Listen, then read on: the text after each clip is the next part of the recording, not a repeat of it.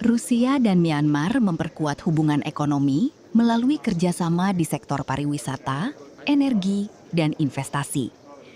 Menteri Pembangunan Ekonomi Rusia, Maxim Reshetnikov, menyampaikan bahwa penerbangan langsung Rusia-Myanmar akan kembali beroperasi pada Oktober 2026, bertepatan dengan dimulainya musim wisata di Myanmar. Dalam forum bisnis Rusia-Myanmar di Moskow, Reshetnikov juga mengajak wisatawan Rusia melihat potensi besar sektor pariwisata Myanmar.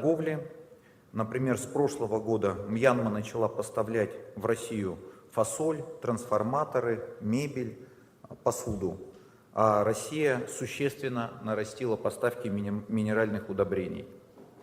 Российский бизнес готов переходить от точечных разовых сделок к большой системной работе. Наращивать поставки энергоносителей, транспортных средств, зерновой продукции, продукции для производства кормов, медицинских изделий, фармацевтических препаратов, а также больше закупать мьянманской продукции. Еще одна задача, которую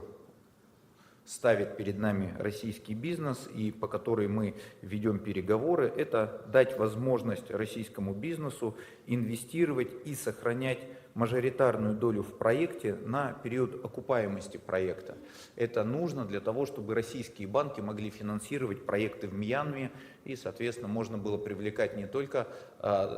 собственный капитал бизнеса, но и долговое финансирование. Я уверен, что мы найдем взаимоприемлемые решения по данному вопросу. С января у нас заработал безвизовый режим между нашими странами. Российские туроператоры сейчас формируют пакетные туры, которые включают посещение Мьянмы одновременно с посещением одной из соседних стран.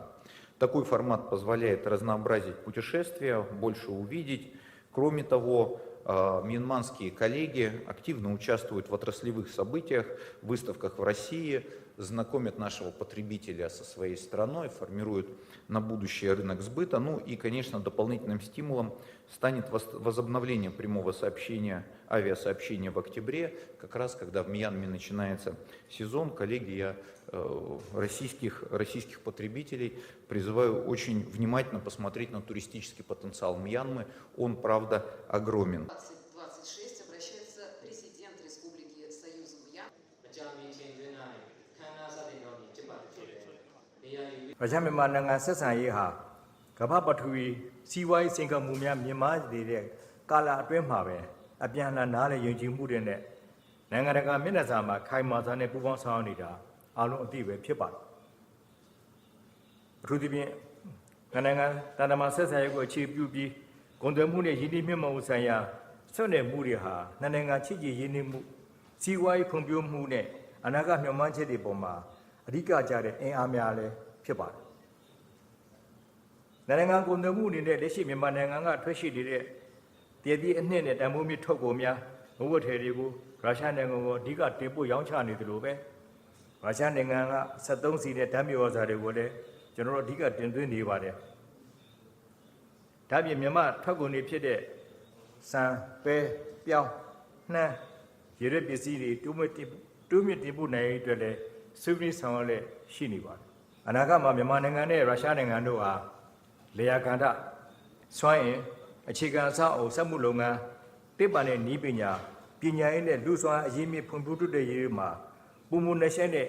ပူးပေါင်းဆောင်ရွက်မှုတွေကိုမြင့်တင်ဆောင်ရွက်သွားနိုင်မယ်လို့လည်းယုံကြည်ချက်ရှိပါတယ်။ဒါကြောင့်ကျွန်တော်တို့အစိုးရအနေနဲ့နိုင်ငံစည်းဝါးဖွံ့ဖြိုးတိုးတက်အောင်မူဝါဒချမှတ်အကောင့်ထဲပေါ်ဆောင်ရွက်တဲ့နေရာမှာမြန်မာနိုင်ငံကျွန်တော်နိုင်ငံရဲ့ရည်မြေတပါရာသီဥတုတည်နေအားသာချက်တွေကိုခြေပြုပြီးဆက်ပြမှုမျိုးအခြေခံနဲ့စက်မှုနိုင်ငံဖြစ်ကိုလည်းဥတီဖော်ဆောင်လဲရှိနေပါတယ်။ဒါကြောင့်ရုရှားနိုင်ငံကယင်းနှိမ့်မြုံနှံသူတွေနဲ့ဆက်ပြသုံးရန်တရားတွေမျိုးစေ့ထုတ်လုပ်မှုနည်းပညာနဲ့ဆက်ပြသူတည်တဲ့လုပ်ငန်းများနဲ့ကျက်ဝဲလွှာမိုးမျိုးလုပ်ငန်းတွေမှာလည်းယင်းနှိမ့်မြုံနှံရအခဏကောင်းများစွာရှိနေပါတယ်။ကုန်တွေရေနံနဲ့ကမ်းလွန်ရေနံတွေထွက်ရှိပါတယ်။ရေနံတူပေါ်ခြင်းရေနံတန့်စင်ထုတ်လုပ်ခြင်းရေနံထွက်ပစ္စည်းနဲ့ဓာတ်မြေဩဇာထုတ်လုပ်ခြင်းတဘာဝဓာတ်ငွေထုတ်လုပ်ခြင်းလုပ်ငန်းတွေမှာနိုင်ငံပူးပေါင်းဆောင်မှုမြင့်တင်နိုင်မဲ့အထောက်ပံ့ကောင်းတွေရှိနေပါတယ်။ရုရှားမြန်မာနိုင်ငံအကြားမှာဘာလုပ်ငန်းတွေနဲ့ငွေပေးချေမှုစနစ်တွေကိုပုံမလွယ်ကူချုံးမှုစေဖို့တဲ့ လုပ်ငန်းရှင်တွေကြတဲ့ရဲ့ပူပေါင်းဆောင်ရွက်လက်လည်းရှိနေပါတယ်ရုရှားနိုင်ငံရဲ့ငွေပေးချေမှုစနစ်ဖြစ်တဲ့ MRR card system ကိုလည်းမြန်မာနိုင်ငံရဲ့မြန်မာ Payment Union MPU ကွန်ရက်နဲ့ထိတ်ကြတဲ့ရဲ့ host to host ချိတ်ဆက်ဆောင်ရွက်ထားပြီးလည်းဖြစ်ပါတယ်